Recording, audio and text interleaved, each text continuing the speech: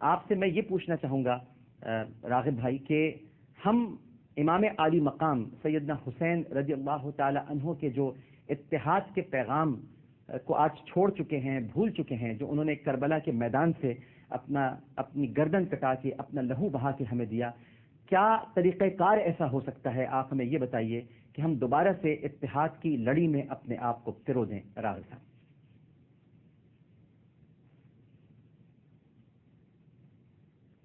فرمائیے۔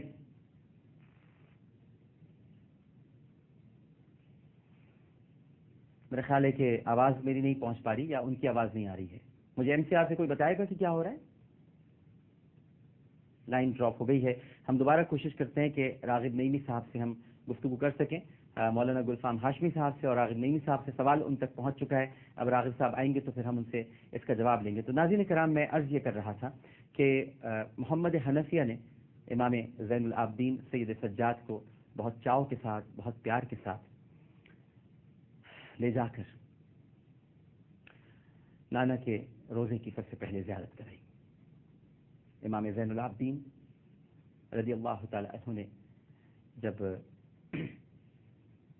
نبی کریم صلی اللہ علیہ وآلہ وسلم کے روضہ اقدس کو دیکھا تو فرط جذبات سے اپنے آنسوؤں پر قابو نہ رکھ سکے اور آنکھیں اشک بہانے لگی۔ سب کچھ یاد آیا، ایک ایک لاشا یاد آیا، چچا عباس کے کٹے ہوئے بازو یاد آئے، چھوٹا سا ننھا سا علی اصغر وہ یاد آیا، اپنا بھائی کڑیل بھائی جس کی آواز بھی نبی کریم صلی اللہ علیہ وآلہ وسلم سے ملتی تھی، جس کا انداز بھی سرکار دو عالم صلی اللہ علیہ وآلہ وسلم جیسا تھا، اور جو شکل میں بھی آقا کریم صلی اللہ علیہ وآلہ وسلم ہی سے ملتا تھا، علی اکبر وہ یاد آئے۔ جنت البقیع کی طرف دیکھا تو امام حسن علیہ السلام کا مزار، ان کی قبر اطہر ایسا لگا کہ ان کے سامنے ہی ہو اور پوچھ رہی ہو کہ میرے پیارے بھتیجے ابو بکر کہاں ہیں، عمر کہاں ہیں، عثمان کہاں ہیں، قاسم کہاں ہیں، میرے بچے کہاں ہیں؟ وہ بھی شہید ہو گئے، انہوں نے بھی اپنی جان میرے بھیا پہ وار دی۔ اور پھر نبی کریم صلی اللہ علیہ وآلہ وسلم سے آپ نے گزارش کی، آپ نے التجا کی، بلکہ گزارش اور التجا نہیں تھی، یہ پوچھا کہ آقا کریم صلی اللہ علیہ وآلہ وسلم ہم تو آپ کے گھرانے کے پھول ہیں، کیا آپ کو ہماری قربانیاں پسند آئیں؟ آپ نے جیسا کہا تھا، جیسا چاہا تھا، جو حکم تھا ویسا ہی ہوا، ہم پیچھے نہیں ہٹے۔ ہم نے پیارے آقا صلی اللہ علیہ وآلہ وسلم آپ کے کہے ہوئے ایک ایک لفظ کا پاس رکھا، ہم نے اپنا سب کچھ لٹا دیا، سب کچھ لٹ گیا۔ بس ایک بات آپ سے کہنا چاہوں گا، اور وہ بات یہ ہے، جانوں کا غم نہیں، جانوں کا افسوس نہیں کہ یہ جانے تو اللہ نے ایک سودا کر کے، کاروبار کر کے ہم سے خرید لی ہیں۔ مومنوں نے تو اپنی جانوں کو اللہ کو بیچ دیا ہے، جانوں کی فکر نہیں، جان تو دی ہوئی اسی کی ہے، حق تو یہ ہے کہ حق ادا نہ ہوا۔ بس ایک گزارش آپ کی خدمت میں عرض کروں گا، اور وہ یہ کہ جب پھوپھی جان کی چادر کھینچی گئی، جب شہربانوں اور رباب کے سروں سے ردائیں اتاری گئیں، اور جب سکینہ کے تماچے مارے گئے، تو میں سوچ رہا تھا کہ یہ رسول زادیاں، یہ نبی زادیاں، کہ جن کے چہرے کسی نے نہیں دیکھے، جن کے بال تک کسی نے نہیں دیکھے، آیات تطہیر جن کے لیے اتری ہوں،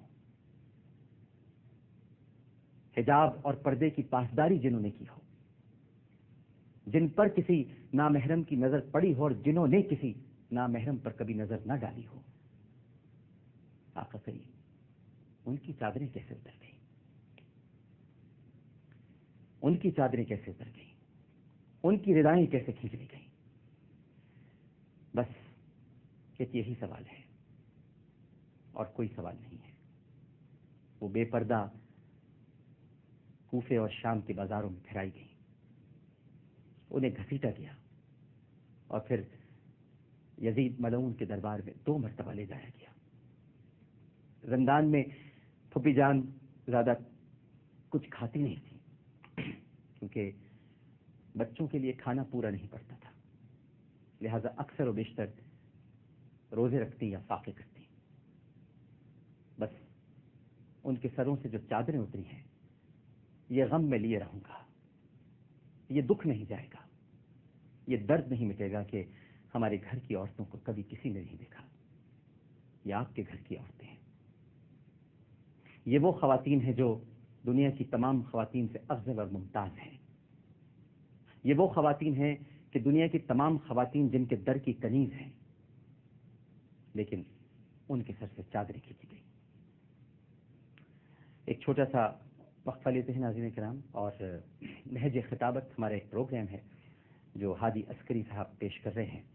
جتنی آپ ڈاکیومنٹریز دیکھ رہے ہیں، سفر مشہد، سفر کربلا، اور ساتھ ساتھ سفر نجف بھی ہے، اور العرین حضرت عباس علمدار رضی اللہ تعالی عنہ کی حیات مبارکہ پر مشتمل دستاویزی پروگرام، اور اس کے ساتھ ساتھ آپ علامہ رشید ترابی کی آج وہ پرانی مجلسیں بھی دیکھیں گے جو بڑی شاہکار مجلسیں ہوا کرتی تھی، یہ ہم تک پہنچائی ہیں ہادی عسکری صاحب نے، اور انہی کا یہ پروگرام ہے۔ وہ آپ کو بتائیں گے کہ نہج خطابت کیا تھی، کس طرح سے انہوں نے یہ ڈاکیومنٹریز مرتب کی، اور کیسے وہ تقاریر جب چھوٹے تھے اور سنا کرتے تھے علامہ رشید ترابی کی، ان کے کچھ تجربات ہیں، وہ آپ اس پروگرام میں دیکھیے۔ ایک چھوٹا سا وقفہ لیتے ہیں، وقفے کے بعد ہم دوبارہ حاضر ہوں گے، گفتگو کا سلسلہ جاری رہے گا۔ اور آج کے دن ناظرین کرام، جہاں پر امام علی مقام سیدنا حسین رضی اللہ تعالی عنہ کی قربانی کا تذکرہ ہوتا ہے، وہیں آج کے دن 9 اور 10 کا روزہ بھی رکھا جاتا ہے، یا 10 یا 11 کا روزہ رکھا جاتا ہے۔ اس کی بھی بڑی فضیلت ہے اور اہمیت ہے۔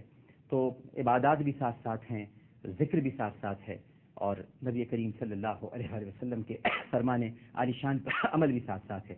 لیکن یہ نفلی روزے ہیں اور فرض کے قریب نہیں ہیں، سرکار کا ہر حکم ہم بجا لاتے ہیں، اور امت میں کچھ لوگ روزے رکھتے ہیں، اور آج کا دن ہر لحاظ سے بڑی اہمیت کا حامل ہے۔ آج عبادت بھی کرنی ہے، آج ذکر بھی کرنا ہے، آج امام عالی مقام سیدنا حسین رضی اللہ تعالی عنہ کو خراج عقیدت بھی پیش کرنا ہے، اور اس کے ساتھ ساتھ ناظرین کرام تجدید عہد وفا بھی کرنا ہے۔ امام عالی مقام کی روح اقدس کو گواہ بنا کر ایک وعدہ کرنا ہے، ایک عہد کرنا ہے کہ آپ نے جو قربانی دی امام علی مقام، آپ نے جس طرح 3 دن کے بھوکے پیاسے رہ کر اللہ کی بارگاہ میں سجدہ ریز ہو کر اپنا سر کٹایا، ہم آپ کی قربانی کو رائیگاں نہیں جانے دیں گے۔ آپ اتحاد چاہتے تھے، آپ تفرقے کو ختم کرنا چاہتے تھے، آپ سب کو ملانا چاہتے تھے، آپ ایک ہی دشمن کو سامنے رکھنا چاہتے تھے، ایک ہی باطل قوت کے سامنے سب کی طرف سے آرزو مند تھے اور خواہش مند تھے کہ ہم ٹکرا جائیں۔